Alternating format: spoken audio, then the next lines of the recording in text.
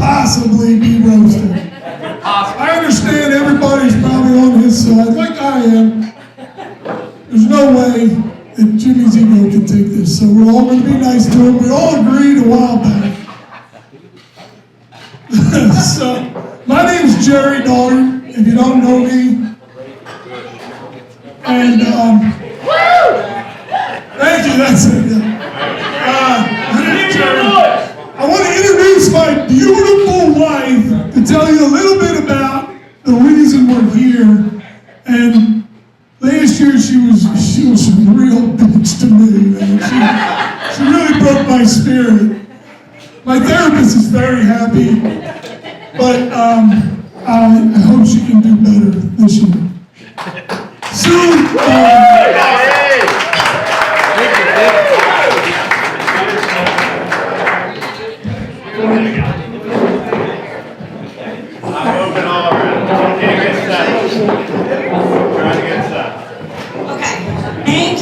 Thank you. This is a very full room. I don't know if that's a good sign, Jimbo. Guys, just while I have your attention, there are incredible baskets on the pool tables. Please enjoy this silent auction. And there's really cool t-shirts up here for sale. All funds go to the scholarship, which I will tell you about. But I'm sure this morning you were like, shit, we have that thing to go to tonight. So, I'm glad that you got your sweats off and you got your tight jeans on and you're here to have fun. Alright, tonight we come together to support the Matthew Call Scholarship Fund, giving a student the chance to attend Coney Academy Charter School, the beloved alma mater of Matthew.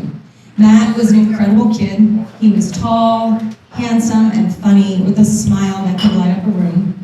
He really was a gentle giant, the kind of person who made everyone feel at ease just by being around him. When we lost Matt in that tragic car accident in 2021, it left a hole in our hearts that can never be filled. But his family has shown such amazing strength. They've taken their pain and turned it into something meaningful, finding beautiful ways to keep Matt's spirit and memory alive. Mike and Colleen asked Jerry and me to be Matt's godparents.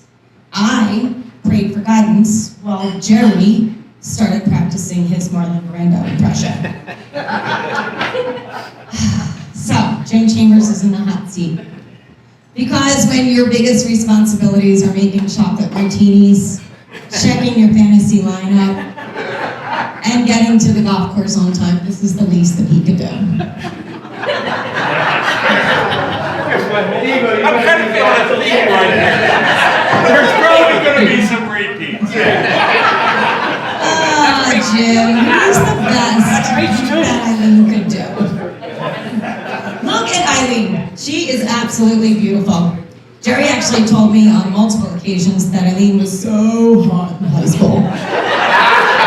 Missed opportunity, Jerry. But Jim, he saw way more than hotness in high school.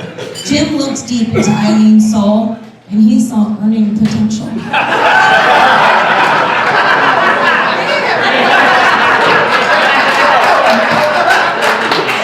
Jim and Jerry actually have a lot in common. I mean, they're both models. Jim for GQ and Jerry for Goodwill. Thank you so much for being here. And thanks for being one of the only friends that Jerry has that has not slept with my sister.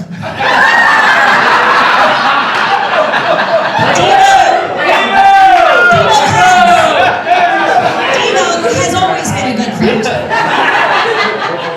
Doc, you've built a life that gives my other sister, Monica, joy. We were meant to sleep together. You've given Monica a lifetime of joy, and you've given Loretta a lifetime of envy. It's a shame that all of your hard work will not pay off in retirement because you only have 1 out of 3 kids that have inherited your intelligence and your work ethic. Oh, the truth hurts. John Ibach is here. We all know what John's passions are. John Ibach. Hunting and expensive bourbon. Which makes sense because both involve sitting quietly in the woods pretending he's providing for his family. Matt Dougherty is here, my brother-in-law, Jerry's little brother, The one that got the looks, the chill vibe, the hair. It is so nice to see Matt chasing his dreams, even if that dream involves asking people if they want their hoagie toasted.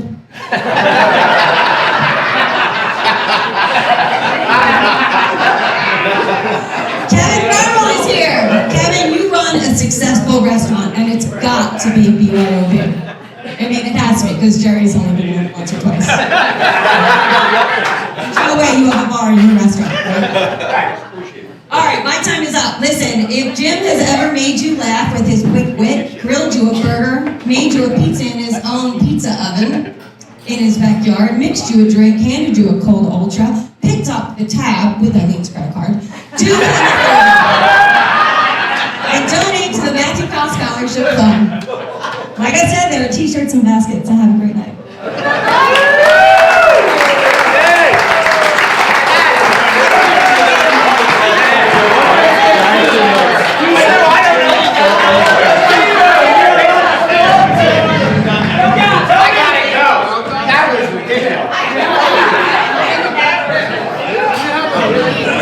Thank you, Susan, for roasting Jim.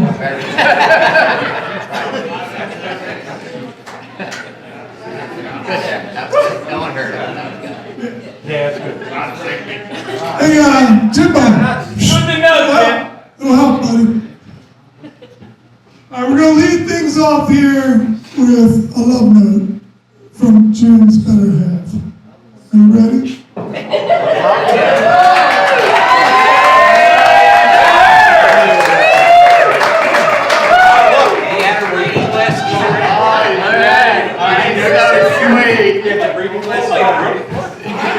He approved it. Yeah, I just wanted to follow up to Susan Dodson. Such a bitch.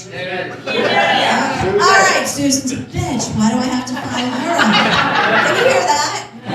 No? God damn it. All right. Turn it up. Hey! Okay. Well, hello, everyone. You actually know who I am now. For God's sakes, I'm Jim's wife. Yeah, Eileen. So we are all here, of course, to kick the ass of this old man who actually believes he is unroastable. Yeah, so we're just about to find out how untrue that is. Okay, so Jim was this cute little boy at my lunch table freshman year in high school at O'Hara. I thought he was such a snob. You were right. And then I found out he was a boy from Morton who slept on a couch, who played deck hockey, and worked at McDonald's. I was like, wow, this guy is something. I mean, honestly, does he come a long way from flipping burgers to working on his handicap, guys? Come on. So pretty quickly I found out that this boy was... All right, so anyway, I think a little backstory, right? So Jim shared a room with his brother Bob when he was in high school, and Bob decided it was a good idea to buy a king-size waterbed, and then proceeded to kick Jimmy out of his room, and said that it would just really be weird if we slept in a waterbed together, Jim, so you need to sleep on the couch. So Jim slept on the couch literally for years. Thank you, Bob. It's a true story. I had never in my life heard of deck hockey until I met Jim. Like, it's essentially like running with sticks and kicking the shit out of everyone that you know. I mean, the Chambers brothers were literally famous for this. And if you knew the Chambers boys back then, you knew they all worked at McDonald's. It was like a rite of passage. And honestly, they were all so cute. They really were. I mean, for us girls in the 80s, it was like the trifecta to go to McD's and see all three of them working on the same shift. They were freaking adorable. But really, little did we know, Jim really would become a huge snob. I mean, how many of us have felt judged by Jim Chambers? Yes, the whole fucking room, yeah. I have since kindergarten. Yeah, now I was just living in Westchester, playing the gentle game of golf. Not sure he could kick anyone's ass anymore. And he certainly does not work for a living. I mean, that is so beneath him.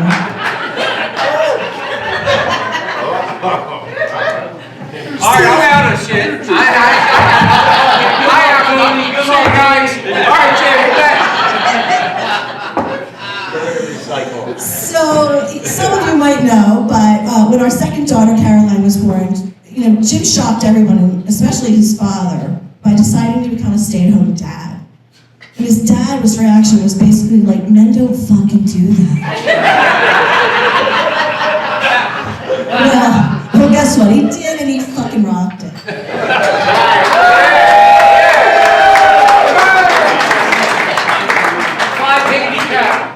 He mastered the ballet bun, Girl Scout cookie sales, coaching the girls' soccer teams and field hockey teams. Unfortunately, his teams never won a single game. Not one. Kind of like his fantasy football teams.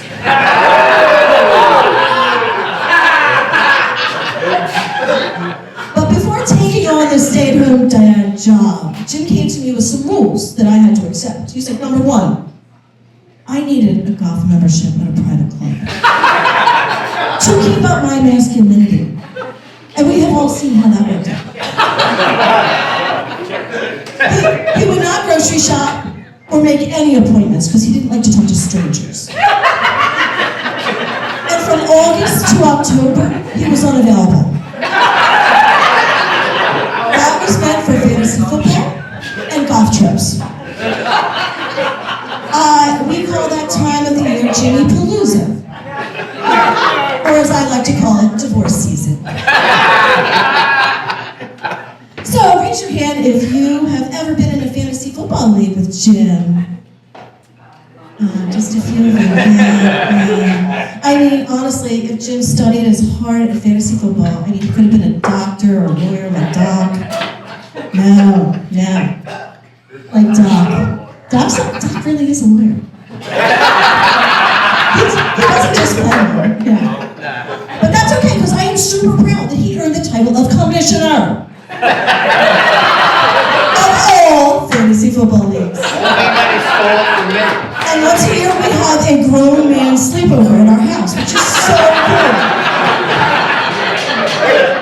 You don't like that?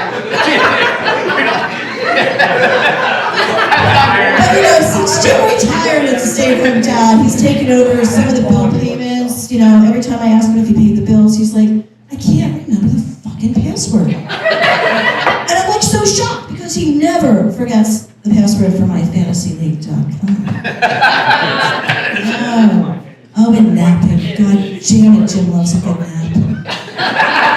His ideal time for a nap all his life was 3 p.m. Exactly when the kids got home from school. That was really helpful. And then, I started working from home a few years ago, and I would hear this weird sound every day at 3. And I'm like, the couch is right above my office in the basement. And I was,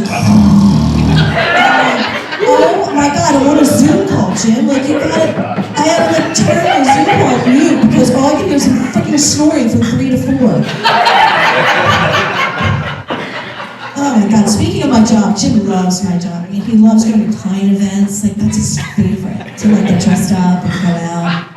So one time, we went to a client dinner, and it happened to be Jim's birthday. And he really was fucking pissed.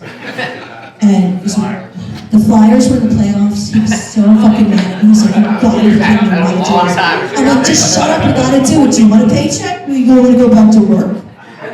You're a horrible person making him do that. Horrible. So the client figured out it was his birthday and got a little cake for him at the table and a candle. And they're like, Jim, make a wish and blow out the candle. So he closes his eyes and he blows out the candle and he opens them and he looks at my clients and he's like, it didn't come true. You're still here. I'm not kidding you. I'm like, he's the fucking worst. So big work events. Like I need to make certain promises, right? He needs certain promises if I'm gonna go. He has to go to a play. He has to put on a tux. Like, oh my god. I mean, honestly, there's. It pains me to say, but there are sexual acts now that are named after work people, not clients really. Sorry guys.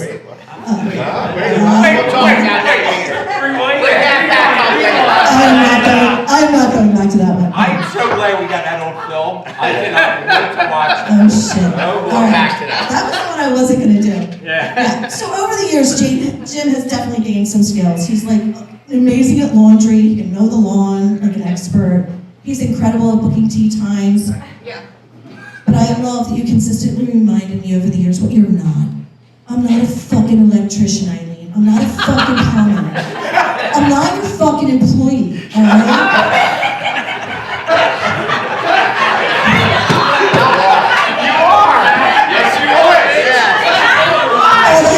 He's so pissed off that I didn't give him a bonus this year. His evaluation was fucking horrible. Anyway, all I know is that we've been really, really lucky to have real men as neighbors. So thank you, Dave Tench, Mark Tomasello, and John Ibach for always fixing everything that Jimmy can. But here's the truth. Underneath all the golf hoodies, the naps, the fantasy leagues, he's genuinely a great man. He's loyal, he's firm. He has the patience of a saint, which he needs because of me and Caroline. So cheers to you, Jim, the unroastable.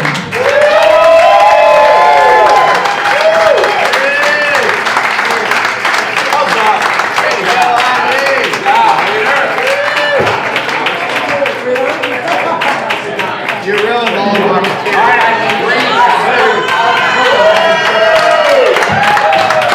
Thank you, Eileen.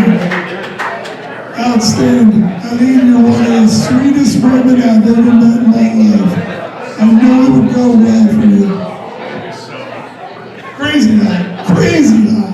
Great job, sweetheart, really. Everybody was laughing really hard at Jimmy, which is the film. So you mentioned the Chambers boys. I saw them out there. I'd like to welcome the Jimmy, Billy and Bobby Chambers. Welcome back. Manchester County. I'd like to thank the Pennsylvania Board of Corrections for giving these boys a well-earned night off. Sure would. It would treat the both of you to have your mom here. She's a saint. But welcome. All right, we're going to start this thing off with a guy named Rick Kelly. Now, I don't know why. Rick is not funny. He never says anything funny. Nothing you're interested in remembering, I can tell you that from experience. He's like Spider-Man. With great power comes great responsibility. If you accidentally piss off Rick, which can happen, a dark cloud will form. There'll be a collective sigh of relief by everybody who's not wearing the target. Man the flame. And a barrage of hellfire insults. They'll leave you in the fetal position, sucking your thumb. You're gonna live there, sucking your thumb, looking forward to Googling all the shit they just told you.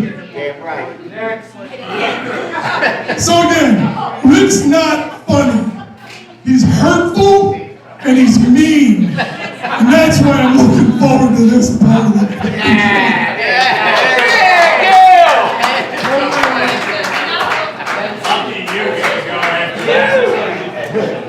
I want to go after him too. Jeez, fuck, I thought we were friends. What the hell? Do it this way, Jim? Okay, Jim. Okay. Anything else I should do, Jim? Fucking control freak. Jesus Christ.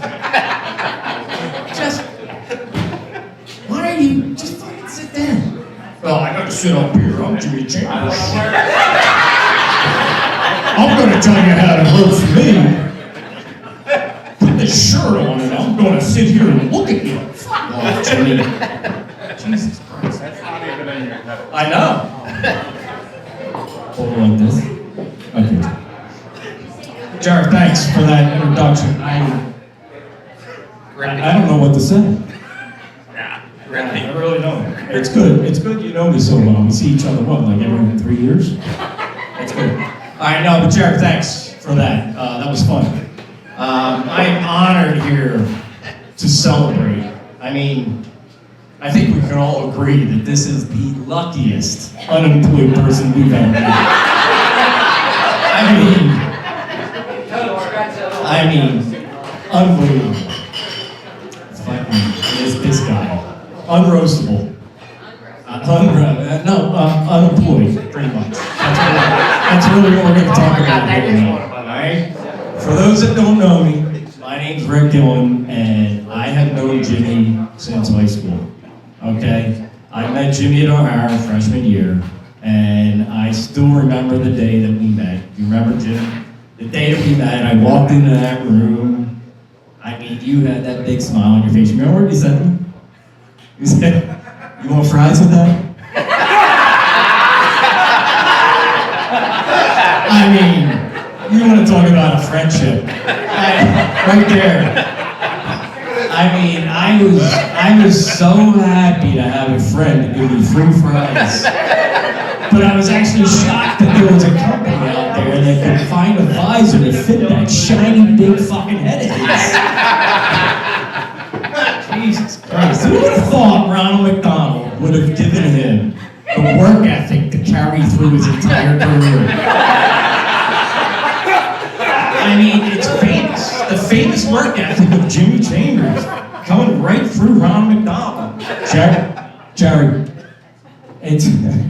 he didn't actually know Ronald McDonald. He worked at McDonald's, okay?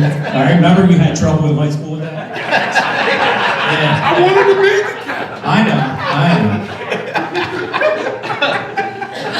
I mean, the work ethic to carry through McDonald's and his entire career. I mean, it was McDonald's and you were a mall cop or something? What were you? I can't remember. Oh, that's right. Jimmy was a security guard for a pharmaceutical company. Okay, all right, we got that going for us. That's great. Jesus Christ. Right when the opioid crisis hit. Dude, relax. Save the time, all right? I'm afraid you told me. Jesus Christ. Oh, look at this fucking lineup. I mean, seriously. Look at this lineup. What the hell? It's unbelievable. What the hell am I doing up here? I mean, I met Jimmy in high school, but, besides Kevin, these guys know Jimmy since OLPH. First grade, they grew up. They grew up together. Yeah, Motown kids, you're right. I mean, I didn't even know where Morton was when I met these guys. Steve always found him. Dude, No, I wasn't. okay, all right, we're not, okay? Just relax. Jesus. I mean, we didn't know where Morton was when we met these guys in high school. I mean, you guys grew up together, first grade. That was pretty cool. That was really cool. I mean, I didn't know where Morton was, so I mean, I don't know. I grew up on the right side of the tracks, I guess you could call it. Or the tracks meaning Baltimore Pike. I grew up in a neighborhood called Broome Hall. Fine, upstanding families like the Dollards. I mean, Jared, I was thinking, you and I grew up in Broome Hall, these guys in Morton. There's a joke in there somewhere, but I couldn't find it. I mean, it's just facts. We grew up in a better neighborhood than these rooftop kids. We were rooftop kids. We had single homes. Sure. Never stop. Don't ruin the good news. Is that what we're doing? Oh, we're fact checking now? Is that what we're doing? I can't wait to get your boring ass up here. Jesus Christ. So speaking of guys who bring nothing to the table, Terry Dock is here, everybody. I mean, dear God. I mean, Doc, what are you doing? Seriously. I mean, Jared, what was it? Hey, let's get a couple of Jimmy's friends and let's find somebody who pisses Jimmy off the most. Not even pisses him off, but just annoys the living shit out of Jimmy. Let's get that.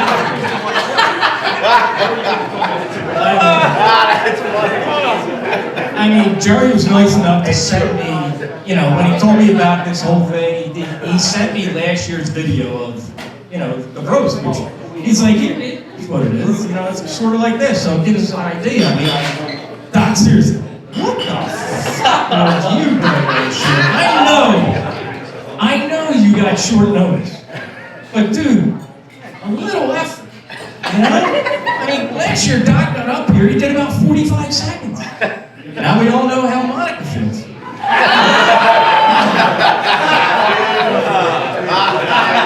So I so wish she was here tonight. I really do. But again, you know, speaking of guys who look like 73-year-old Asian men, Tony Devo's here tonight. Come on. I'm a tenor. Come on, Tony. Yeah, go ahead, give it that one. What you want like scratch with? You think Jimmy's got a good life? I mean, Tony fucking works 6 hours a week and gets paid for 40. And he golfs about 1,000 times more than Jimmy. And he still sucks at the game. I mean, seriously, I don't know if anybody, again, not everybody knows me here, but Tony and I used to work together years ago at the same company. And it was the best career move of mine to fire him that day. That was awesome. That was awesome. It was a good time. Yeah. That's what friends are for. That is, that's what friends are for. Kevin Farrell's here tonight. Successful restaurant owner. Look at Kevin. Great having Kevin. We were worried Kevin wasn't going to show up tonight. You know? Me too. Kevin's a busy guy. Just ask him. Okay? Kevin was running late tonight. You know, the restaurant business. The Four Top came in. They wanted to turn it into a party of five. Fucking dining room went fucking chaos at that point. So he was like, fuck. Good. But I'm so glad you showed up, Kevin. You know what? But enough of these guys, you know. Let's get back to the bitch. I mean, Jimmy. Alright. How you doing, Jimmy? I'm good. I think you did a great job. That was amazing. Did you improve? Yeah, good. Look at you. Look at you. Looking good. You got your hoodie on, right? Jimmy's got his hoodie on. Isn't that a new hoodie? Huh? This ain't. No, it's not a new hoodie. Did he say This ain't- Zulu? Yeah, he did. And this ain't. That is so gay. This is not, you know what? This is not Delco Jimmy. This is Bolingbroke Road Jimmy. I remember Delco Jimmy. Morton kids called it a doo-doo. Yeah, dude. Yeah, Jimmy. You know, he'd take off his shit brown uniform from McDonald's. He'd cut the sleeves off with his nicest sweatshirt and think, you know what? This is good. I think I'm gonna do it. Yeah, I look good. And then when the weather got cold in Morton, as it always does, Jimmy slipped on that magical blue satin savings jacket. I tell you. And I used to say, what the hell is that? He goes, you thought you looked good? I did. But you didn't. But nah, that was Delco Jimmy. I remember Delco Jimmy.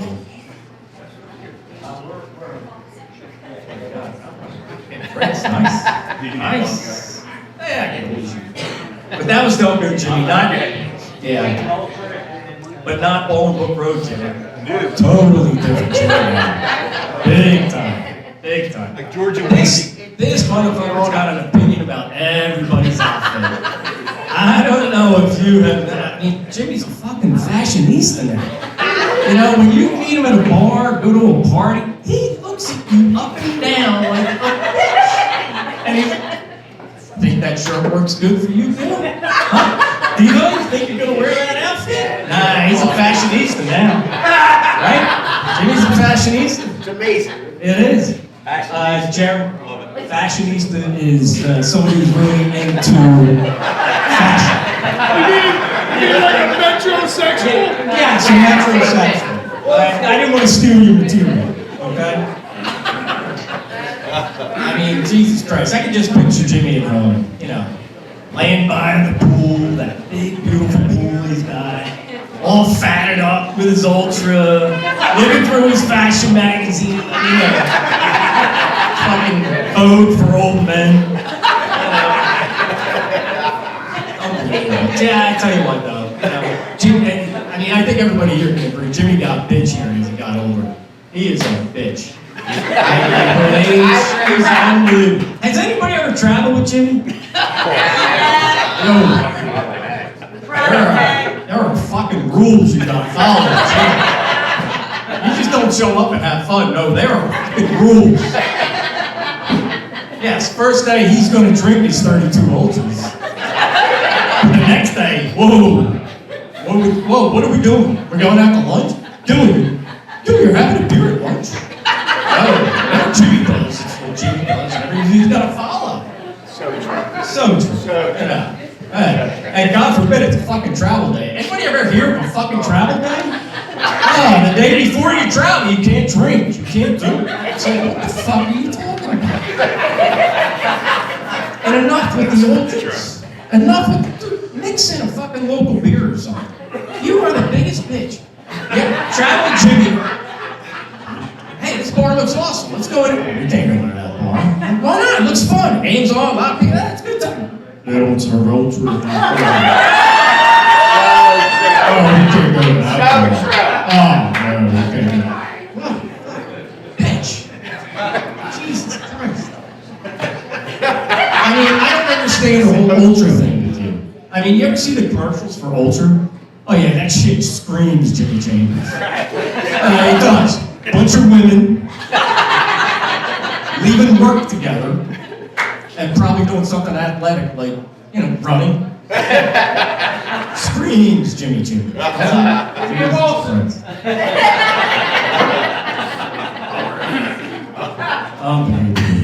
Where are the guys from Canada? I'm sorry. Guys, all the guys from Canada. Yeah, you know, awesome. You guys don't know me, and there's a reason. I suck at golf. I mean, I fucking suck at golf. I can't compete. What did I say? Stop. I'm fucking terrible at golf. Can't compete, can't contribute to the round, not a big deal, you know. But, you know, we've never met because, you know, not good at golf, so, you know. I have occasionally played at Kennett. You know, but Jimmy makes me wait in the car right before our tea time. You know? I'm like, Jimmy, what time's the tea time? It's like 12:15. We can pull in, wait in your car. I'll text you 5 minutes before our tea time. All right? And then he's like, oh yeah, he does. Jimmy's very big. I mean, Jimmy loves golf. I mean, let's face it, Jimmy's great at golf. Just ask.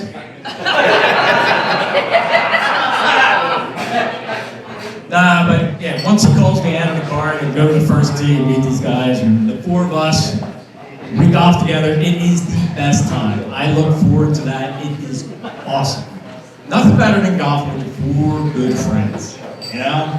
We bust each other's balls on the first hole. And then, by the fourth hole, I'm looking at the Doc and Diva, I'm like, what? I fucking took a vacation day for this? It's fucking miserable. Yeah, I know you're golfing with Doc, who you hate. No, you hate golfing with Doc, or you may, I don't know. And you get stuck with me as a partner all the time, and I feel bad for you, like, God, he's miserable. And literally, every fucking time by the fourth hole, I'm like, I wasted a vacation time for this? Ah, shit, Jimmy, I'm sorry. A vacation day is something that if you work a certain amount of hours, they give you PTO, you can use it to however it is, okay? I'm sorry, I'm using all these corporate words and all these more hours. I'm really sorry. You gotta dummy that down, Rick. Dummy that down. I know.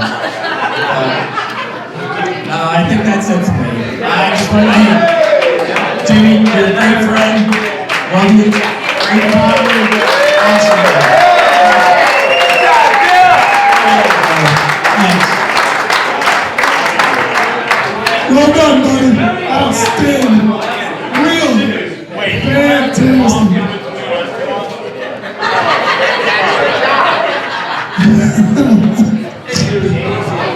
Oh, you sons of bitches. Way to go. Wait, I just gotta be really my introduction. I gotta be. Okay, Jared, I'd like to shout out Jimmy Rafe in the house. Everybody know Jimmy Rafe? He's a local legend in these parts. Just ask him. Jimmy has always had the common courtesy to send out during all of his political speeches to mention old Jerry, which I always appreciate, Jimmy. You're the only one, my own brother-in-law wouldn't know it.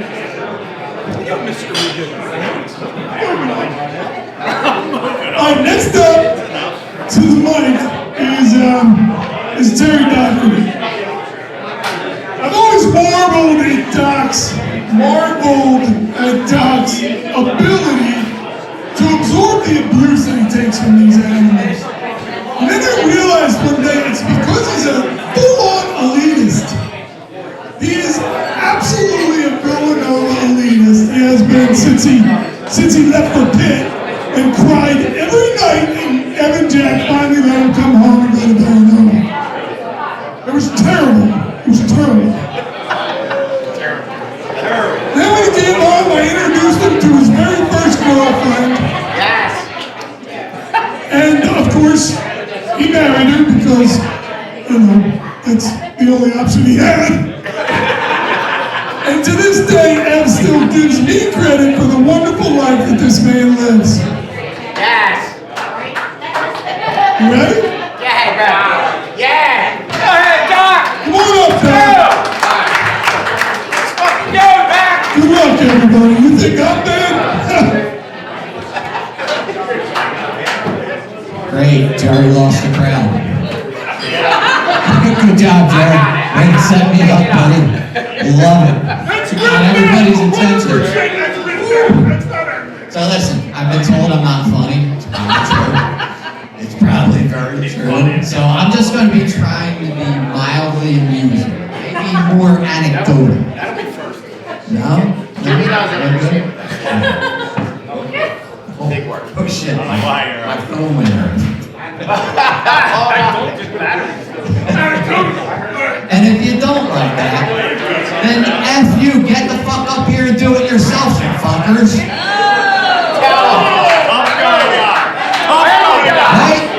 Alright, so you might be thinking to yourself, if you don't know me, who the fuck is this guy? I haven't seen him around Jimmy. He's never playing golf with him. Why the fuck is he roasting Jimmy? Well, other than Bobby, Billy, and Devo, I've known him for 50 fucking years. Yeah, longer than anyone else in the room. 50 years. And that may tell you how much he feels about me that you haven't seen me around. But as Eileen said and Rick alluded to, Jimmy's from Morton. And yeah, him and his brothers are from Morton. Bobby, love seeing you, buddy. Billy, great seeing you too. Hey Bobby, how's that hernia baby? It's about a year old now, right? Is it walking at this point?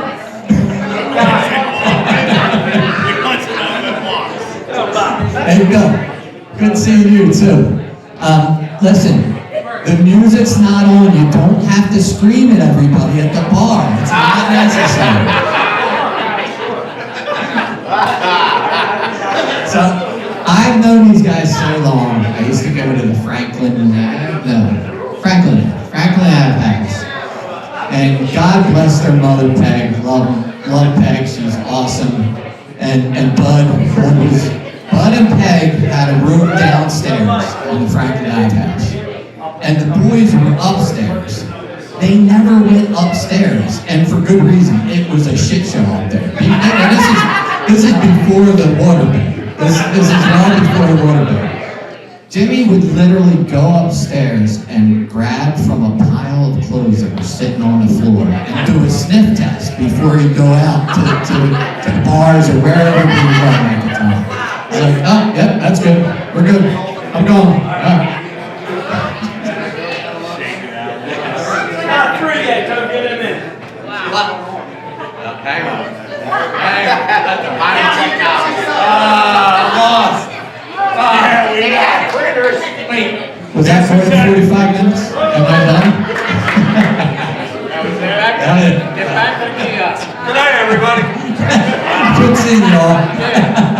Let y'all clean me out. God. Talk about bringing So, nothing to the table. again, not funny. I knew that. Whoa. So, hang on. I got one. Give him your charger, Rick. Let him your charger. I know. Are you kidding? You are 2 years in a row. No turn. You want to take a break? Good. Wait. Anybody know Doc's This guy is fucking awful. This is why I fucking hate this fucking guy. Oh, he's ready. I'm sorry. So anyway, we raise families, we get wrapped up with kids, we move apart, right? People meet, other kids, we're not so close to each other. So about 10 years ago, I'm visiting James in Seattle. And I go into his place in Seattle, and Caroline's there. And he says to Caroline, hey, Karen. Hey, shut the fuck up back there, I'm back. So anyway, Caroline's there, whoever cares at this point. Caroline's there, and he says, hey, Caroline, meet the guy who's going to carry your casket.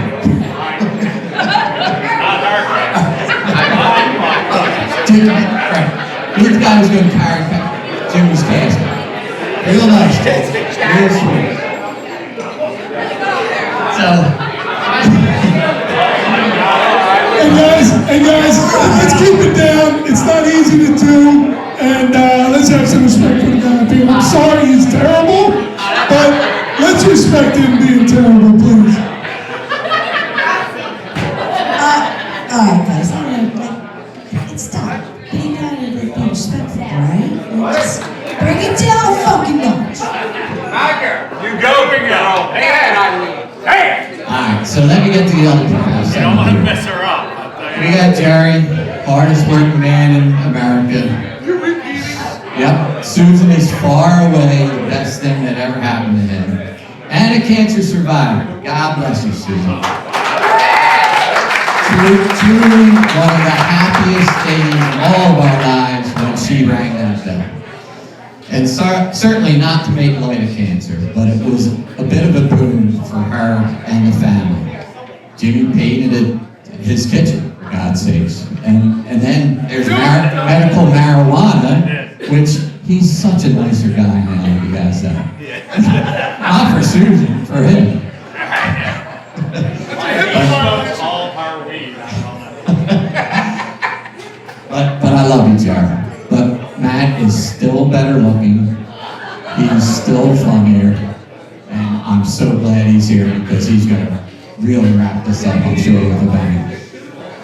And then there's John Cusack's father over here. Good to see you, Gil. Great seeing you. Silver Fox over here. Gil has a place in Seattle, too. And I visit him every once in a while. And if you've ever seen him at the beach, don't scoop fucking leg down, Gil. Come on. Do a little bit of work on those things, those pegs that you have. Hey, and then there's Uncle Fester. Good to see you, buddy. Take that hat off. Let everybody see. So glad to see you, buddy. So glad Sal didn't have another engagement tonight. I got your Sal right here. And what a collection, Change. So proud of the people you assembled up here. I'm sure it's the who's who. But getting back to you, the unroastable. Well, I'm sure you hear a lot of jokes about James not working, like the last time he passed an interview, Eileen said yes. You know, I could have a lot of jokes about James not working, but they just don't seem to work either.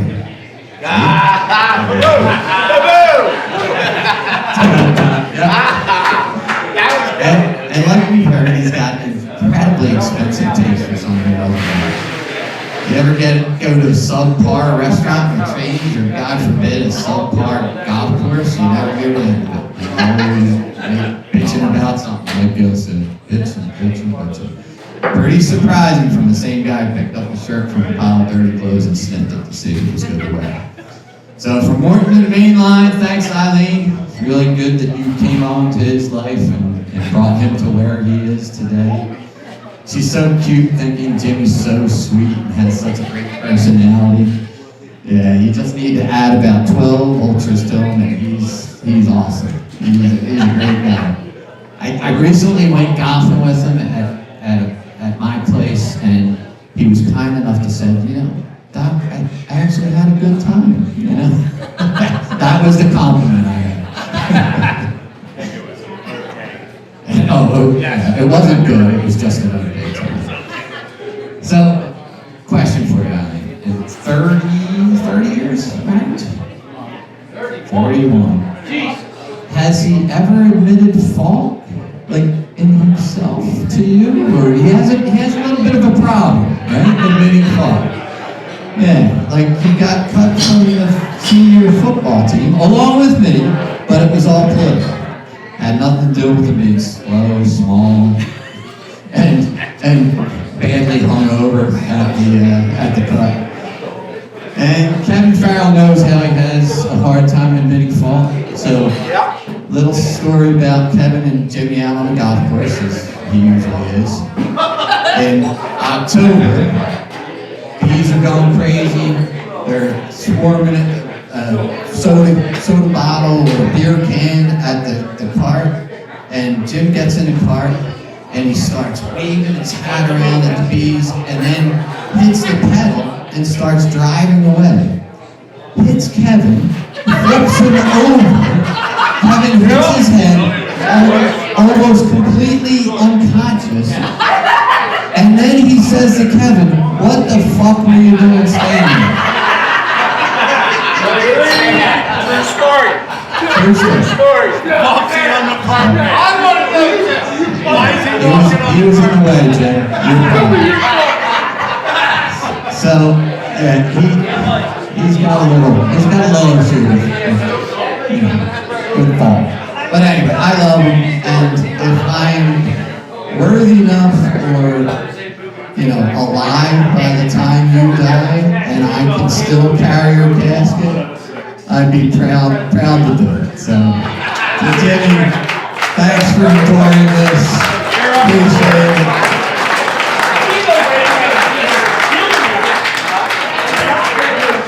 Here he comes again. Thank God for Doc. Everybody can't wait to see me again. Except Chambers, apparently. Did anybody notice that everybody on the left side of this is bald as shit? Oh, sorry, nobody told you yet, Rick. You can't come back up now. Where out to go? All right, well, we'll have a moment. I'd like to call out Alicia. Alicia Caprelli in the house, everybody. Eileen's greatest friend in the world. Most of the time.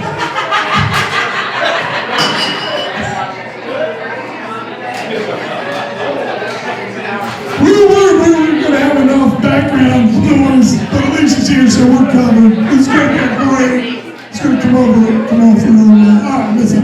Steve's here. Steve, Alicia's Steve. Thank God he handles her. All right, moving on. Next up. Kevin Farrell. We gotta wait till Jimmy gets back, don't we? Yes.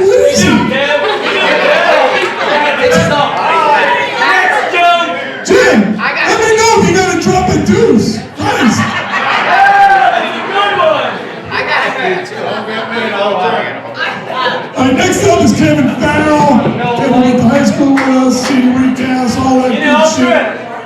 seen Jim in a long time, because all he does is work. I'm sorry, Jim, am I interrupting you? Shut the fuck up! I'll be quicker than you shut the fuck up! Thank God. Kevin, through all of his hard work and his success, has been able to maintain that sweet, wonderful man he was in high school, is what I hear. I don't know. I don't see him very often at all, but he's a fucking hilarious dude, and anybody's been better than Doc. So, Kevin, come on up, buddy.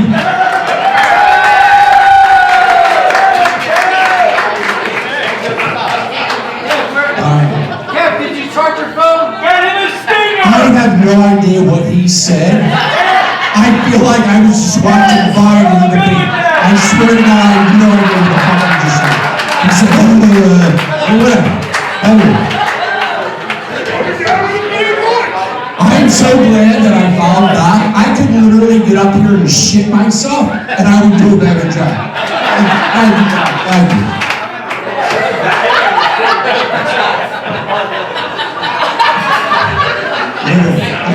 I could shit myself. I think I just did, but anyway. Sorry. I don't want Doc to, I'll be getting a letter in the mail, he'll be suing me for slander or something like that. Eileen, great job. Awesome, well done. Eileen probably paid someone to write her jokes. Like Seniors or Sebastiani. I'm not saying that Eileen spends money, but I swear to God, I think they are funneling money for the drug cartel, like the Mexican drug cartel. They are. It's a house of cards. It's going to come tumbling down. Gil, we got Gil here. El Presidente. You know why we call him El Presidente?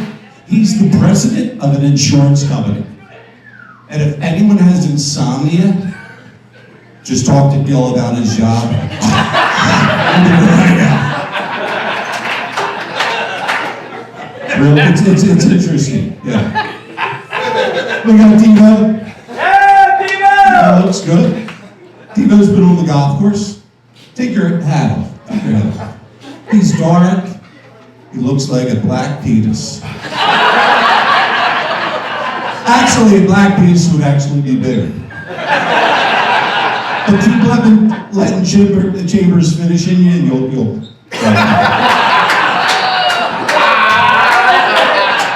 Got milk. I never let Jimmy finish. Whoa. We love Devo. So easy. There probably will be another Jimmy's dick in his mouth. Bird, you're welcome. Wait, that's running like 6 minutes. You know what? I got one. We always call Chambers mumbles. I don't know if you know, we call him mumbles, which is ironic because Devo should mumble because he's always got Jimmy's dick in his mouth. Good, right?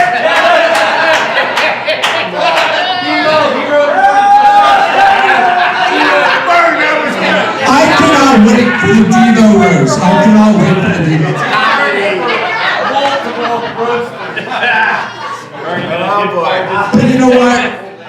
You know, we were good. You good? You comfortable? You got hemorrhoids or something? You're okay. Alright. Okay. You know what? You guys thought I was going to come up here and talk about Jimmy and be like, oh, Jimmy hasn't a job. Last time I had a job was like Clinton was in office. Actually, I think Clinton was in office. Or the last time Devo or Chambers had a job, Devo and I had hair. Yeah. No, I'm not going to do that because Devo's had jobs, or Chambers had jobs. He's had jobs. I mean, he had.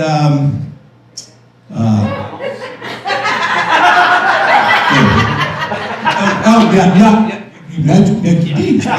Mickey D's. He was Mickey D's. Not only was he at McDonald's, but he grew to assistant manager of the fry station. Remember? Yeah. So I'm not gonna bullshit. Like, he's had jobs, guys. I mean, Alicia worked there. She can be a witness right across Arby's, right across the parking lot. Chambers was a hero. One time, Alicia got wedged into the drive-through window. And Chambers ran out, got her out. And the special sauce. Remember, you learned that. You got her out. Yeah, so I mean, you worked. You know, you did. That was work. You know, especially religion back then. But my point is, he worked. I mean, then we had the other job, the security Paul cop. Yeah. Paul Blart, Paul cop, right? And he had the keys, and the flashlight, the radio. So, you know, I mean, so there was that. There was that. There was the.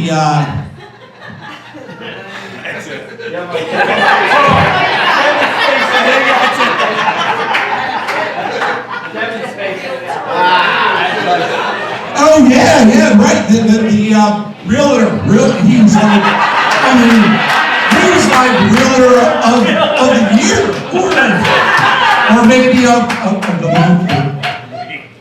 But my point is, he was a realtor. And he was really, I mean, he was dedicated. He was committed to being a realtor. I mean, he was a marketer.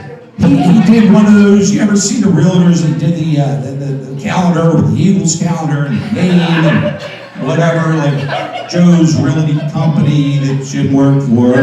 And he had that up. We were at a party and people were going, hey Jim, that's for the calendar. That's for the calendar. And Jim had a big client list, he really did. He had, well, not a big client list, he had a client list. Actually, he only had 2 clients, me and Dino. Jim wanted to do a client appreciation golf outing, but he couldn't afford it. And so anyway, we're at a party, and people were going, hey Jim, thanks for the calendar, thanks for the calendar. That was great. And I said to Dino, Dino, did you get a fucking calendar? He goes, no. I'm like, I didn't either. I said, Jim, what happened to our calendar? He goes, typical Jimmy, always right. He goes, asshole, I didn't have your address. That's a true story. True story. Not even made up. I said, Jim, I'm pretty sure on your desk, all those client files that are built up on your desk, my address is somewhere in there. Just saying. So my point is, Jimmy did have a job or 2. So I'm not here to like break his balls about that. I'm here to defend him. You know, I'm here. Like, this is bullshit. And all you people that were breaking his balls, you know, Jimmy's got a little black book. He's a grudge holder. Him and Eileen, they're like they got their, files and their little black book. Oh, it's coming back to haunt all you guys. Not me, Jim.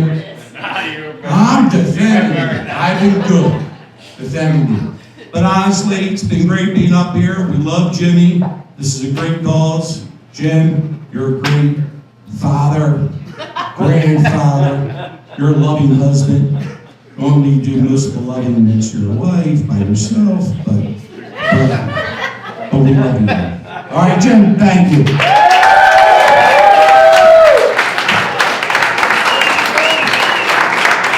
All right, Jerry's going to come up here again and he's going to go,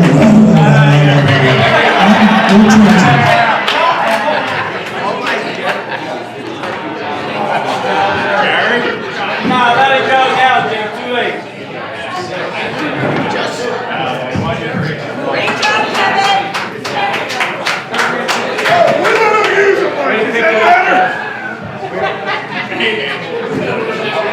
We can't hurt.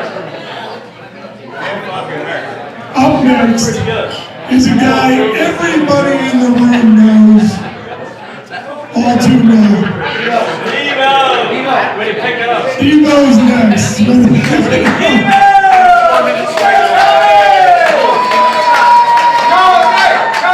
listen. Devo and I are talking in the Uber on the way over, and he's of course bragging about all the ladies he's slayed, all the females he did so well with, all the females he hoodwinked into a night of mediocrity. What are you? What are you doing? Don't distract me. All his conquests, all his ladies. But it's okay, I gave him 5 stars. We were in an Uber. You guys aren't paying attention. That's a great joke. You guys aren't paying attention. Fucking great joke! Let's get Devo! But it reminded me of a time Devo was telling me about he had a love affair in the office with a little person. I don't know how many of you have ever heard about this, but yeah, Devo had a little person. Keep going. Who was waiting for It time? didn't matter to me. Seriously. It would never work out. Devo could not stand how big that dude's dick looked in his hand. It was never gonna last. Oh my God! Go get it! I apologize for my voice. That's another Slayer joke.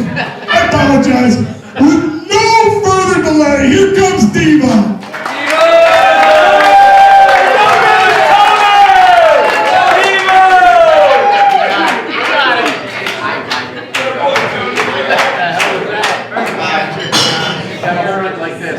Hold it like this. Yeah, Jimmy knows what that's like. Jimmy used to tell me to do that all the time. Hold it a little higher, Devo. I got a lot of cock jokes. Like, I saw Jimmy's cock. I never. Party joke. I have literally. Hi everybody. I am Tony DiValerio. For those who don't know me, I'm Devo.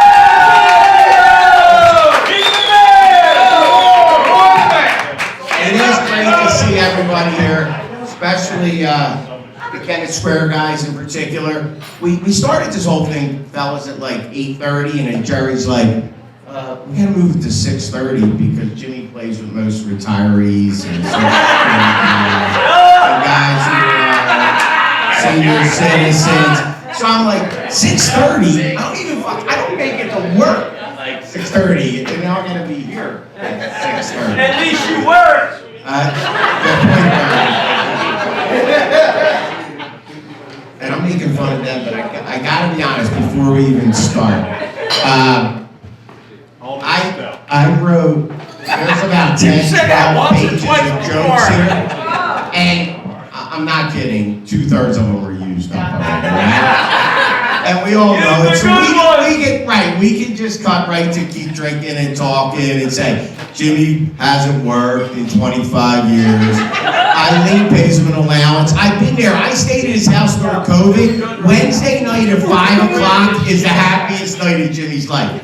That's when he gets his allowance. Yeah, you're exactly right. I was there. My wife kicked me out of my own fucking home, and Eileen took me in. It was great. And she's like, you really don't talk about Wednesdays? Lying down Wednesday became payday for Jimmy. Fuck, it's paid on a Wednesday. Apparently, Jimmy. And I really was, Jim. I started my joke, oh, maybe I'll make fun of the, Kennett guys for being there. It's wonderful seeing all the boys. But I was like printing out my pages, and I started on font 14, and now it's font 20. And I still can't say it. It's crazy. I got him here. That's for a joke later. How much later? I bring props. How much later? All right, I'll make it quick. I know. I told everybody I'm going to make it quick because these guys did such a great job of making everybody laugh and celebrating my best buddy in the world. Except for that. I am. I'm going to make it quick. Jerry put this all. Here I go. I said it. Jerry put this all together. Well, again, basically, he tells Susan and Jeremiah to do stuff and to get it done, and he got it done. Now, for those who weren't here, we roasted Jerry last year, and Jimmy was one of the roasters. Matt was one. They were fantastic. They were great. And you know what we found out last year, Jerry, about you? That you like to drink a lot. And a lot more.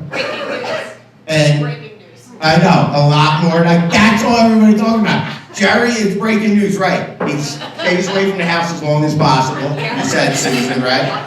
Doesn't like to do any type of housework. Drinks more and makes fun of Doc, which is what we're all here to do. And we were ready to talk about it. We couldn't understand half of what Jerry just said, you know, when he introduced Devo. We've all mentioned it. But it's true. Wouldn't it be good if you had one of those ladies who do like the sign language before like one of the like presidential debates? Tara and I laugh all the time. It's like an SNL skit where they're like, Jim Chambers is my good friend. You should just appreciate it. What the fuck is he saying? Seriously. Like, we can have an interpreter, Jared. I'm pretty sure Shohei Ohtani's interpreter is available. And the dude comes cheap. He's looking for a job. For those who don't know, he's a Japanese baseball player. And it's a funny fucking joke, if you don't understand. That one I was saving. Alright, I got it. Even that, hold on, my note says right here. When Jerry called me to talk about this, I swear to God, this is no lie. We're gonna Jimmy's gonna so fucking funny. Eileen's gonna love it. Eileen's gonna die. I'm like, Jerry, send me a fucking text. I don't understand anything what you just said. The whole picture with your face on it. By the way, that picture, Jimmy sent Jerry like 5 different pictures of it. For the flyer, for that flyer. Oh, do I look young here? Do I still look handsome and attractive? I was so cool in the 80s. Do I look this way now? I'm like, no, James, nobody looks like that. That dentist from my cock. It's slipped and it hit his forehead. Fucking forehead. That forehead hurts. It's a big ass forehead.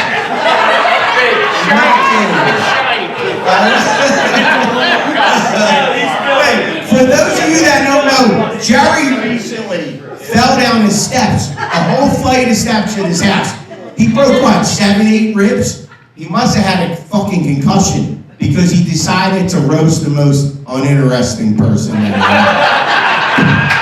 Seriously, what are we gonna come up with? Oh, he doesn't work. He doesn't work. He doesn't work. I got it. We got that. And it was mentioned, even these guys said it. You put it on his shirt, I love it.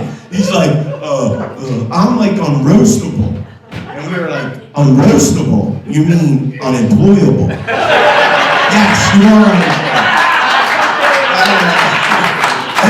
You should have seen Eileen when she tells me, oh my God, Jerry says we're roasting Jimmy. And I'm like, really, Eileen, are you serious? She's like, yeah, what are we gonna do, Devo? Her hands were sweating. Like, she was sweating, actually. Her hands got clammy. Hold on, I got this joke. It's gonna be funny. There's a build-up to it, but it gets funny. Her hands were clammy. She got sick to her stomach and started regretting it immediately that we chose Jimmy to roast for the charity. And I said, wait a minute. That must be how you felt on your wedding day. Is that so funny? Can we go back to talking about like early bird special with the Kenner guys because they're not laughing? Come on, Mark, laugh. Be funny. Even I got nervous when Jerry said, I appreciate what Eileen's feeling like. Hey, Devo, we're going to do Jimmy, and you got to go up on the dais. I'm like, a dais? What the fuck is a dais? And more importantly, how do you know what one is? And can you spell it? Like, what is a dais? This is what we came up to sit on. And I'm like, all right, that's great. That's great. Didn't know that.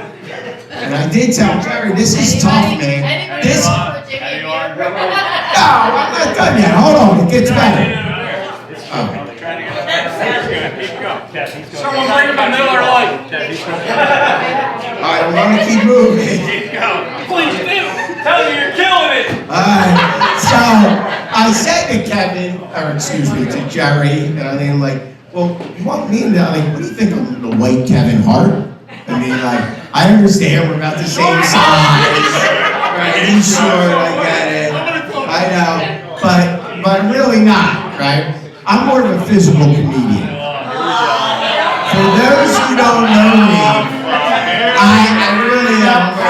I get props. Yeah, I got props. I'm more of a prop comedian. Like when I put pillows in my pants, make fun of our fat ass friends. You know, this is an inside joke, but just laugh along with me. And I put these and then like I get a big one of those big ass sombrero hats. And I walk around and I act like I'm Jimmy with the big fat fucking head, you know? He really does have a big head. You guys know that, right? It's extra large. It's so. And one time, and when we were away on a trip, I get a frying pan out and I literally take the frying pan and I rub Rick's head on top of it because we're out of butter. And Rick's head is very greasy. It's greasy. It really is. No one needs pan when Rick's around. Like the spray pan, it's not necessary. It's really not.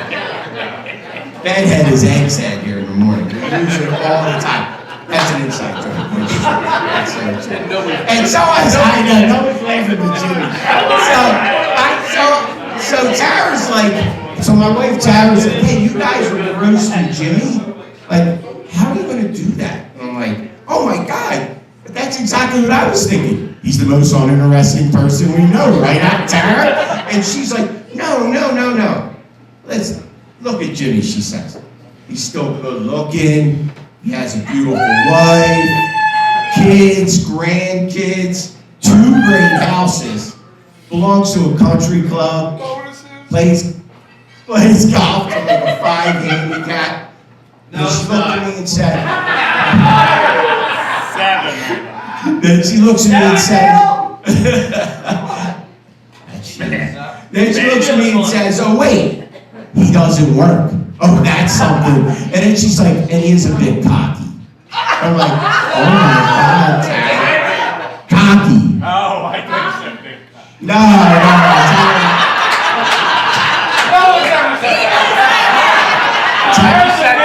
Tara's the one woman that I've said what they do happen. So no.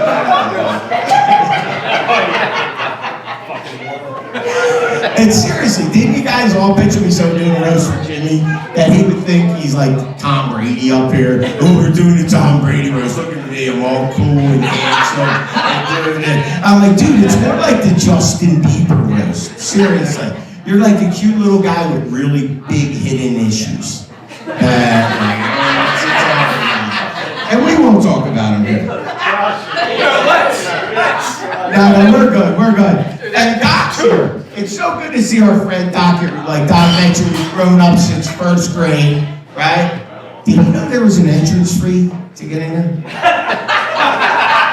We didn't pay. He didn't pay it?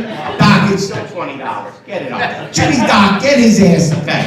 He's the one guy who didn't pay, I'm telling you. I love the way Doc's came up here, strutting all up here with his stupid bow legs. He's like, where's Chad? You guys don't notice he's got bow legs. Like, literally, midgets long underneath. Stand up, Doc. Show your stupid legs.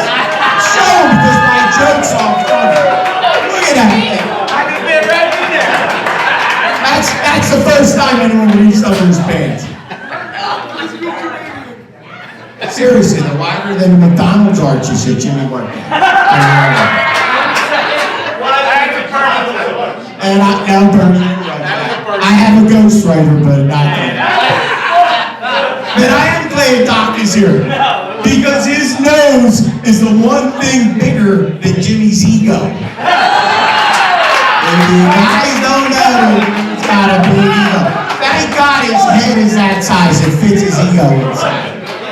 It really does. Tell me, we were kids. We grew up. Doc Chambers and I don't see what we played weight football for the Israeli Raiders, like 65 pounders. He had to use a helmet of the 125 pound guys.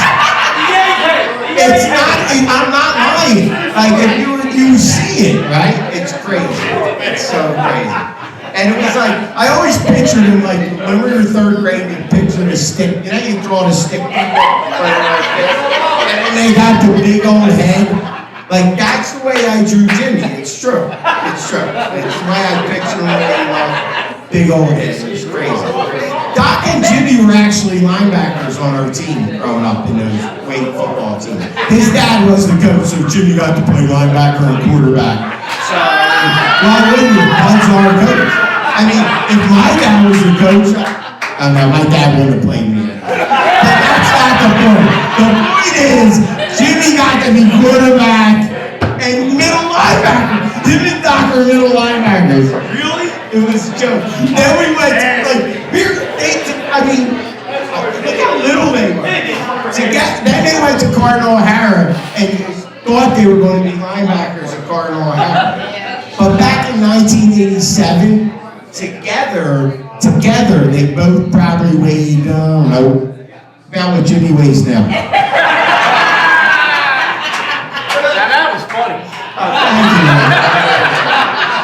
I highlighted that. That is a highlighted joke.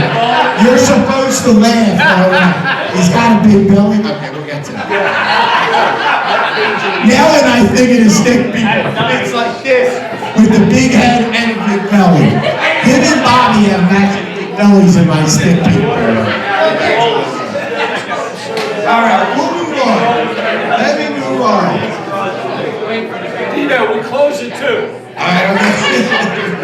We're only on page 3. All right, I'm getting to one spot. He's so nice. He's so nice. Come on, All right, hold on. Listen, I'm picking on Jimmy's physique, but let's be honest. Jimmy would work out more and eat better if he just had more time. I understand that. All the time it takes, let's say, to pay the house cleaner, to cut a check for the pool cleaner, to cut a check for the landscaper, to make a tea time, as previously mentioned, to make another tea time, to book a golf trip for his knucklehead friends, and then really make 3 or 4 vacations for his family. Nobody vacations like the James. I understand, it's hard to find time to work out, Jim. I understand, I'm with you on that one. Just for that, I'm gaining weight too. I'm supporting it. We were in kindergarten together, let's not forget. So, I really wish the dude was working out a little bit more like circa 1990. When Eileen's ex-boyfriend beat him up so bad. If he was working out in 1990, we might not be talking about this right now. I might not have this joke, actually. Because her ex-boyfriend beat him up so bad that we thought he was doing the sequel to The Elephant Man. Remember? I am not an animal. I'm not people. And I'm like, oh my God, all it took to marry Eileen was for him to take a beating so bad that he made the kid from Mask look like Brad Pitt. I'm kidding you, man. It's unbelievable.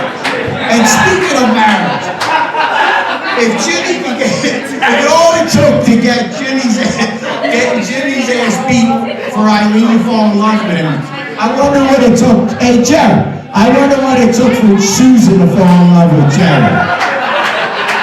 Hold on, I got this. I could picture all those years ago. Jerry, like, hey, Susan. I was a big basketball star at O'Hara. I was in the league, and I'm not gay. Also, my buddy Terry Doc hasn't had a date in like 3 or 4 years. And you got what? 8, 9 sisters. One of them has to feel bad enough to date her. And I'm like, I know. And poof, we have brother-in-laws. Doc and Jerry are brother-in-laws, for those that don't know it. Doc was lucky enough to get Monica because I still regret that decision. because literally Jerry made her sign up. It was like kind of weird.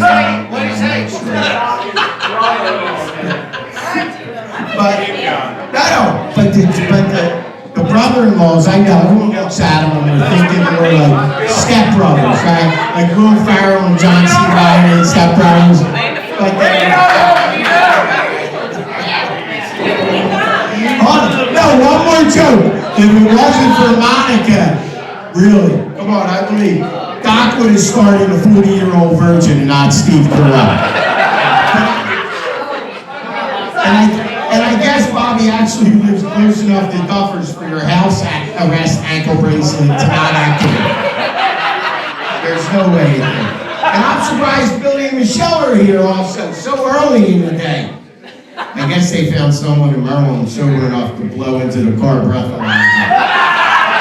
That's all. I hope that person's still here.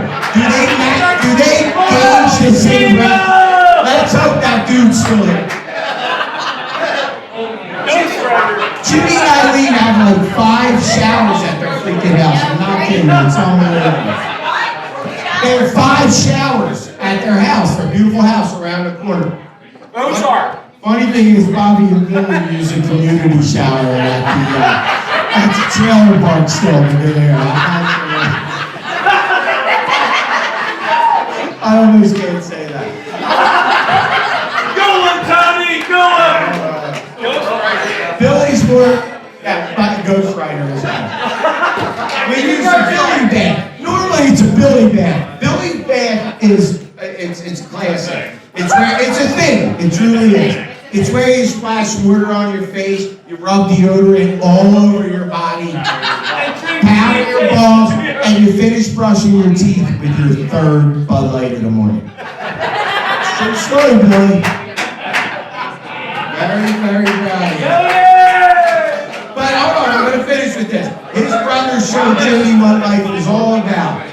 Family, drinking, fantasy football, deck hockey, and not necessarily in that order, and we've talked about all these, but apparently Jimmy didn't listen very well, right? He's a terrible boozer, and we can all tell you, he's awful boozer. He's not a good fighter, as Eileen mentioned, even though he thinks he is. God forbid, I already told you about the whole elephant man situation. And Bobby and Billy are currently vying for basement dwellers in our fantasy. So I really wouldn't listen to them about that. But they all, as mentioned earlier, loved and took great pride in playing for deck hockey for the Sabres deck hockey ladies. Really did. Saber happy. And when Sabre Hockey finally won the deck hockey championship, they all got jackets. So gay. Blue satin jackets, Sabres deck hockey champions written all over it. Yeah, Michael here, Barry here, Bobby, Billy, Jimmy. Fonzie's leather jacket, Fonzie's leather jacket. We're not done. Fonzie's leather jacket or Joseph's multicolored dream coat has nothing on that fucking satin jacket. Who gets that, Dr. Leo? I know. It's a multicolored dream coat if you guys haven't read it. None of them reads here. Does anybody read? Raise it. They wore those jackets every day when we were kids growing up. I swear to God. Wait a second. I'm pretty sure Billy still wears his and makes Michelle wear it as foreplay. Yeah, you do. You wear that satin jacket. Coming out, I get it. Now look at Jimmy. These outfits are for animals, for spoiled rich kids. Thank you, Eileen. Literally.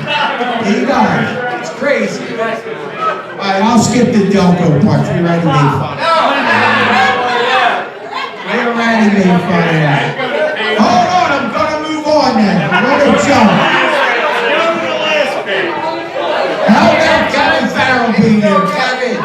We talked how funny was Kevin. He's still witty. Even though he had to come late.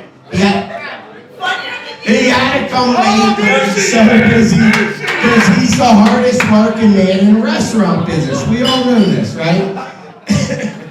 He said, he's like, Devo, I just can't get here. I'm in the weeds, Devo. You wouldn't understand. You don't know what it's like to be in the weeds. And I'm like, that's funny and ironic at the same time.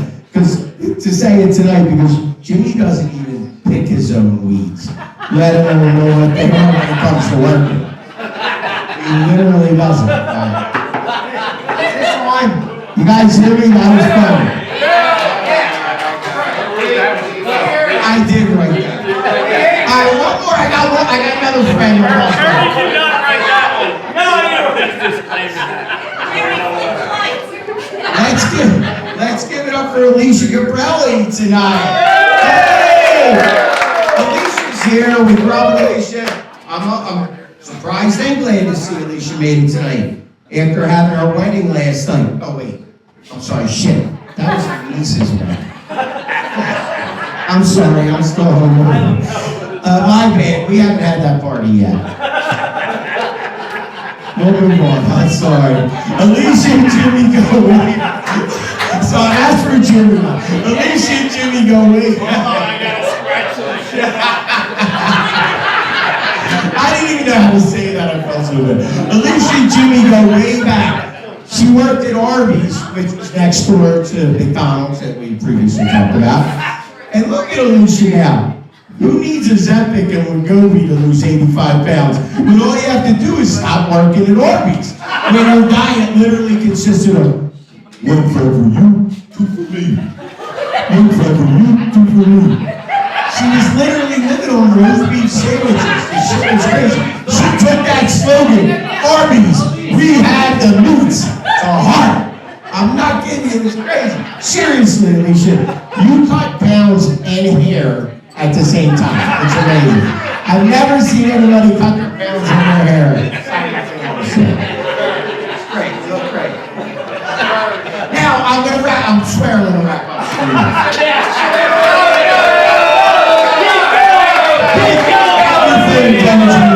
Please play along. It's nerve-wracking up in this. These comedic heroes up here. All right, Jimmy, this is what I wrote from the very beginning. Jimmy is a man of few words that you can understand or don't start with the letter F. Like, come on, you guys understand this. After like just 3 ultras, he's like, I can't fucking believe Doc didn't bring any fucking money. What the fuck is he fucking thinking? And how the fuck is he fucking handicapped, stole fucking 18? He fucking stinks in, but he's fucking beating me, and he won't give fucking Rick a single fucking puck. Come on, how many times when he starts drinking F? I'm not even kidding. I'm pretty sure that's 3 Fs per sentence for every ultra he drinks. And if you guys haven't been there, you're lying to yourselves. Pay attention to it. He's got more F-bombs than I have in this whole stupid joke I'm trying to say. We already mentioned that you're great on golf trips. I mentioned that. Oh wait, I do have to say one thing. I got ghostwriters. I lived them in. I had a couple of ghostwriters in the place. So. Keep going, Tony! Tell the joke for me! Keep going, Tony! Come on! For those of us who've been on a golf trip with Jimmy, you understand what I'm going to say right here. Most of us like to be the first to make a birdie or an eagle, but Jimmy, likes to be the first one to throw up. Like, he literally is throwing up by the 3rd hole. And it doesn't matter if it's a golf trip or a tournament. Right off the side of the tee box. You know, it's like guttural too. It's like, hold on, it kind of sounds like Jerry was talking earlier. Like, yeah, I got it. But literally, for those of us who's been there, and he gets all fucked up. He gets all fucked up.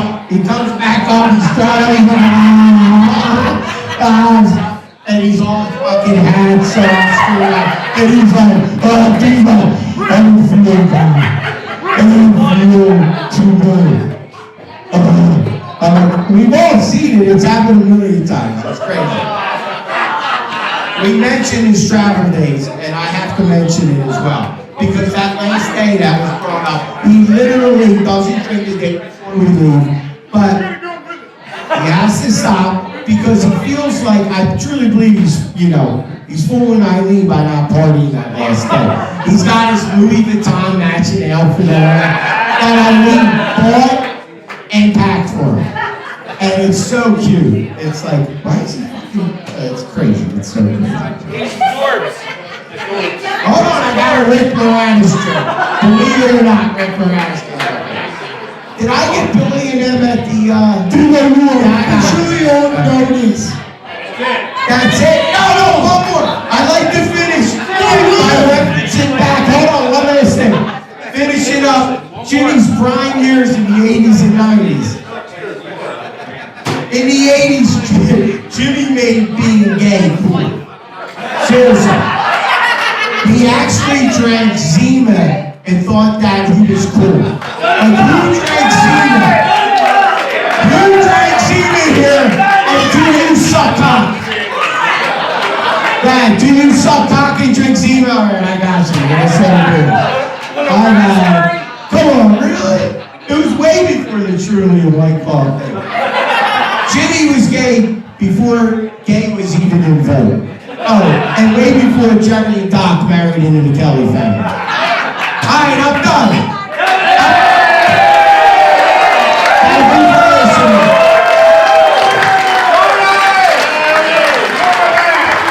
Fuck Doc. Great job, Diva. Seriously, that was awesome. Go ahead. Rippy. Oh, we can go back to break. Oh, good. Where's Rippy?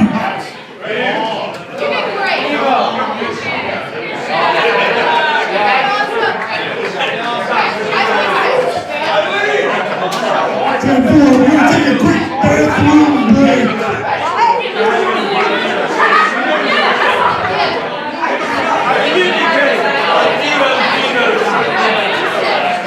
While you're taking your bathroom break, please don't forget to take care of the servers. They're working here for nothing.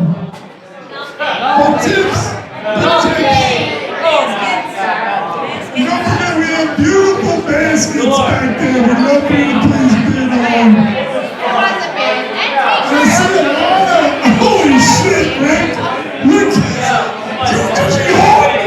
Dino, what the fuck? Son of a bitch. Well, I think we're getting ready to wrap this up. I'd love to see any hands of golf buddies. I play with some of you guys. That kid's crazy. He hits it like 150 yards and says, MI2D. It doesn't. I'm still with it. It doesn't work for me because I'm or dribbling. Sometimes I hit it right.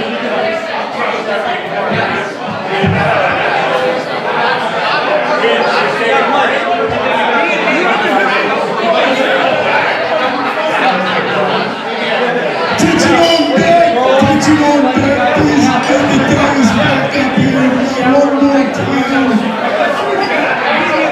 Is anyone interested in roasting Jimmy from the crowd?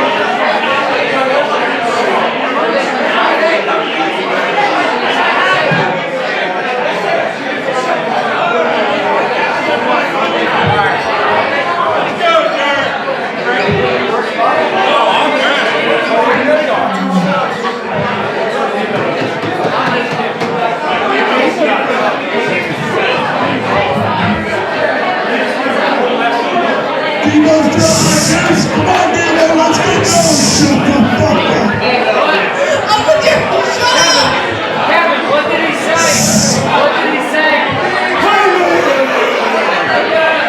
Devo's second half is about to start.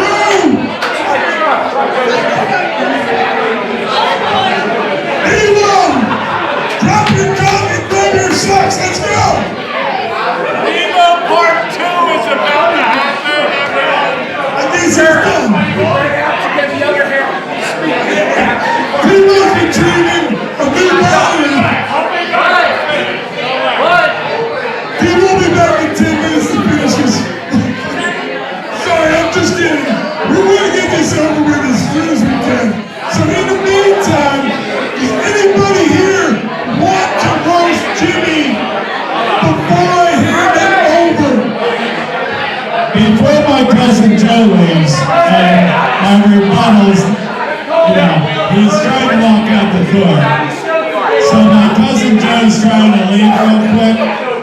My cousin Joe's the guy we bring up to say grace and all the family prayers and every outing we have, whatever. Because he's the closest thing we have to a priest. Because he's never been late either. You can go home now, Joe. Jimmy Ray.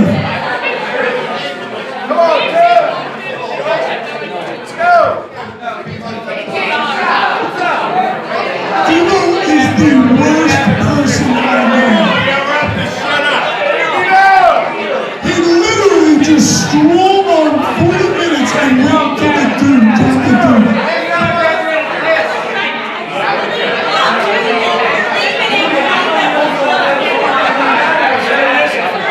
All right, last call for any roasters. Last call for any roasters.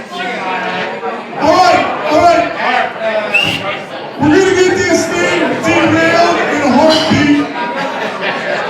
First, I'd like to set the record straight on one thing. It is not the Kennett guys that had the great idea, although I'm sure they're beneficiaries, to change the time. It was Dave Tench. Dave Tench said, why would we drive both ways drunk? Let's just start it early. Hoorah with Dave Tench. Now, I'm going to hand the mic over to Jim. Before I do, I just want to tell you, last weekend, Jimmy took me out to play golf. And it was a beautiful gesture. We had a wonderful time. I hit a bunch of riders. It was great company, great weather. Jimmy wouldn't let me pay. And I just want to thank Eileen for treating me to God. I know, it's an old joke, but you know, like when his first date was his last job interview, we try and get these things in. Alright, so, here we go, guys. I'm sorry, but you better shut the fuck up now, because Jimmy's coming up.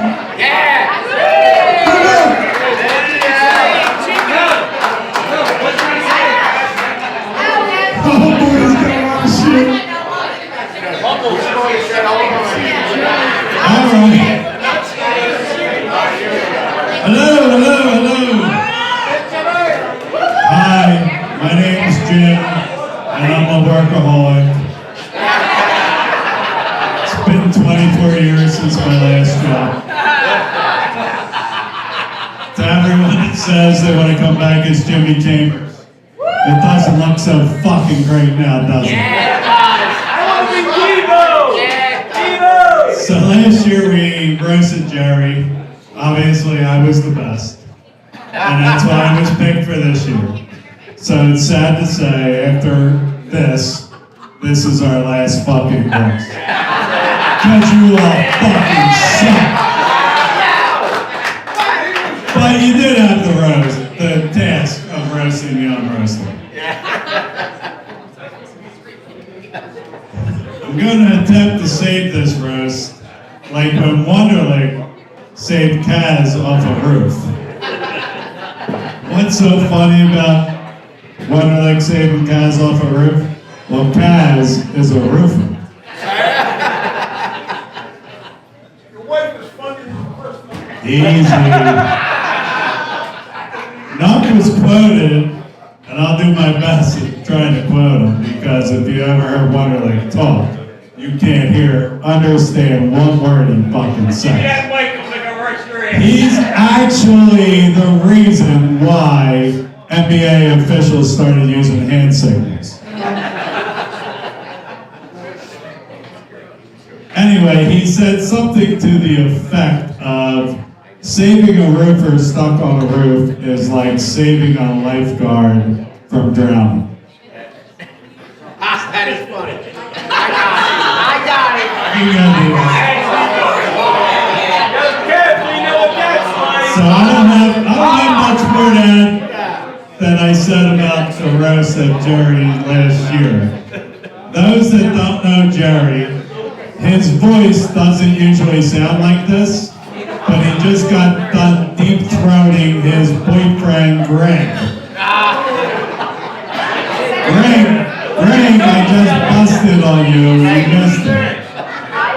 You're not paying attention, I can see it. I'll say it again for you. You ready? I said, for those of you that don't know Jerry, his voice doesn't usually sound like this, but he just got done deep-throating his boyfriend, Greg.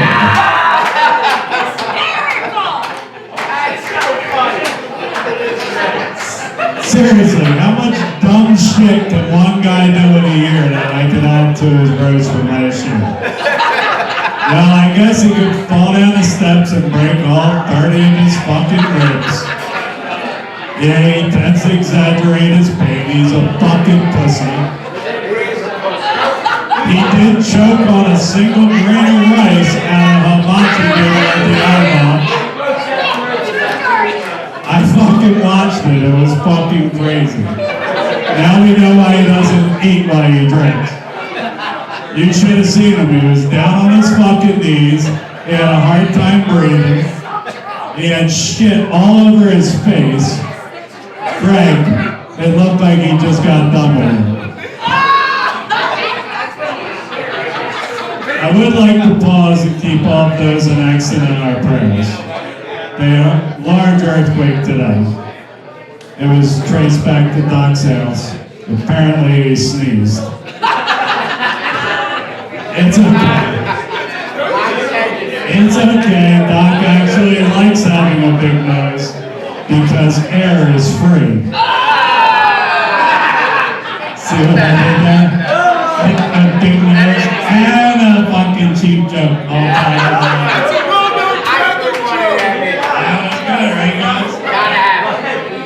Seriously, why the fuck is he up here? He's not my brother-in-law. He's not funny, he's bald, he's got a big nose, he's cheap. You're a fucking disgrace. Get the fuck off here. You never prepare. You suck. Alright, anyway, Devo, you're my boy. We go way back, Devo. Devo's favorite pickup line at the bars, he used to tell the chicks, or the bras as he liked to call them. Me and James, we went to kindergarten together, grade school, high school, we were college roommates. It worked. You should have seen some of the fat bras he I did do Devo's wash up at Penn State. So you can guess I guess, wow, I fucked that one. Let me start that back over. I did do Devo's wash up at Penn State, so I guess you could say I am using my college education after all. I even remember Devo's first kiss. Devo, what was the other girl that lived on your street's name? Sydney Whitson. Yeah, that wasn't it. His first kiss was from his favorite hockey coach, a big guy named Dennis Cowan.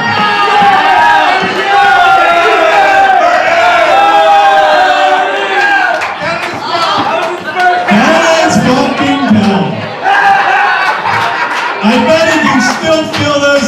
whiskers against his face.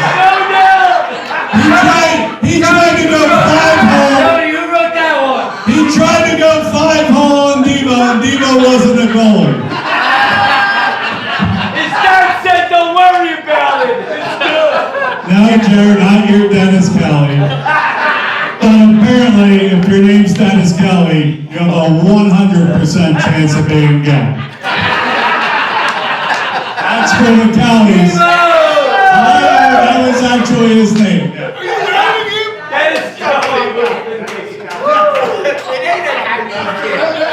I would like to bust on Rick, but he does look like a young John Cusack. He has hair. He stole Devo's job. He has a freak car. He has a house in Seattle. He is worse than Devo, Kevin, and even Dockett. Rick just isn't an athlete. Unless you want to count when he was the backup goalie on O'Hara's soccer team. Pretty sure he just joined for the big gloves.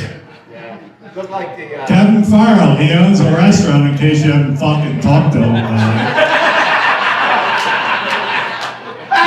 He was late tonight because he couldn't leave the waterfront.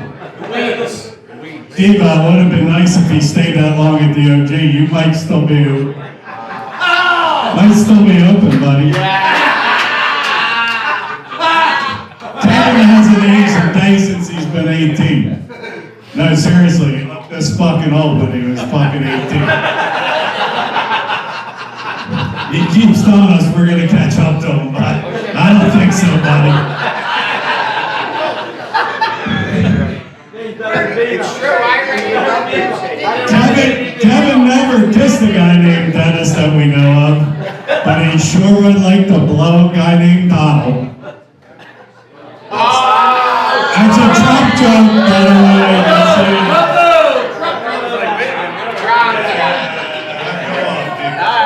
Who wrote your material, Bernie? I have two brothers, but thankfully my mom ran out of Tylenol before I was born. Another Trump joke.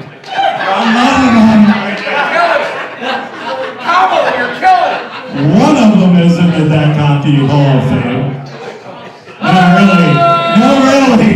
That's an actual thing. Somebody made that up, I guess, but he's actually in the Deck Hockey Hall of Fame. The other one, he would have been in a bar fight Hall of Fame if there was one. But be careful, Billy. Dave Brown is fucking behind you, and please don't start that one. Dave Brown, yeah. He's been known to win a fight or two.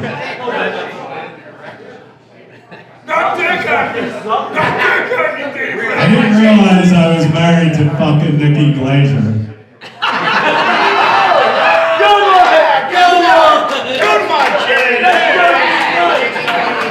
Eileen's pussy is so great.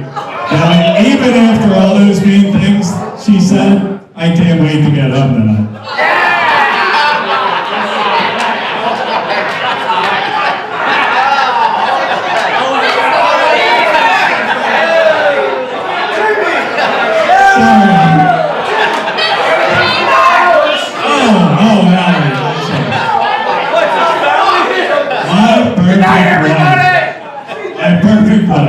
I want to thank you for making me. Letting me quit my job. Somehow you were able to overcome the lost income of a security guard. Plus, she always kept me more important than her job. Except that one time. I had back surgery. She dropped me at the door. I had to Uber home the next day after surgery. She had some important meetings to go to. The waiting room was mobbed with families saying goodbye to their loved ones. I walked up to the desk all alone. Everyone was staring at me like, what the fuck did this guy do with his life? He is a fucking loser. I I do have 2 hole-in-ones, nobody mentioned that. I named them Courtney and Caroline. No kid jokes, they're really good. Apparently in spite of me. Can't believe we went this long in a roast without addressing the elephant in the room.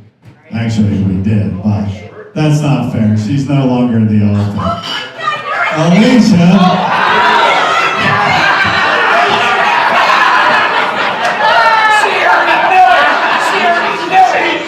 She didn't know what I was going to say. That's fucked up.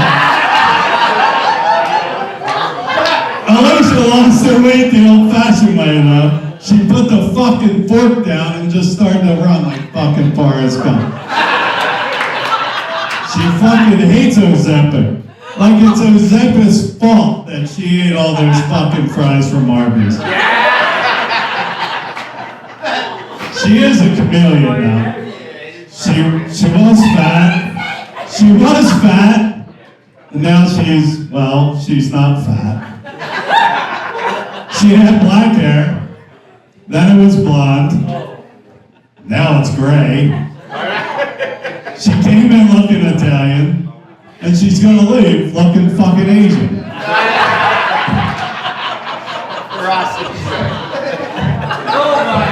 At least she's not like all you fucking other cheaters in the fucking room. They must be fucking handing out free Ozempic on the Derby Drive. Billy fucking Norton over there. He used to be fucking fat and ugly, now he's just fucking ugly. Johnny Hayes, he would have been here tonight, but he's still at home trying to figure out what month it is.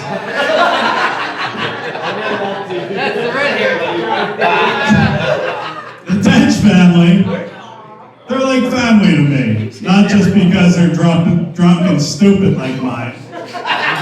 No, actually, that is mine. I didn't exactly raise their kids, Allie. I just kept them alive. So I don't want to take any blame on how they fucking turned out. To all my Canon buddies out there, you bunch of sandbagging assholes, I finally got $20 out of you. Most of you probably snuck in without paying.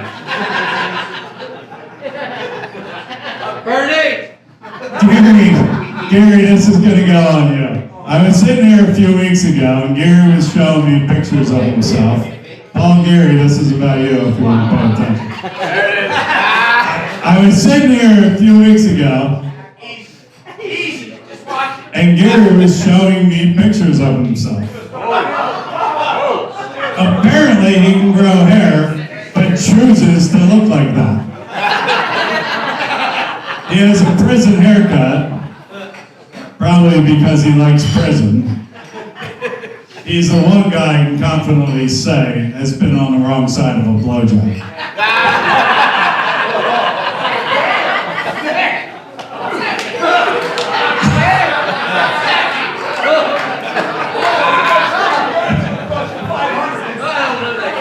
Alright, if I missed you, raise your hand. I can do this all fucking night. Thank you to everyone who showed up to support a great cause. If you feel like you didn't get your $20 worth of laughs, fuck it, it's Doc's fault. He fucking sucks. Ask him for $20. Good luck trying to get that fucking out of it. But thank you everybody. Hope you had a great night.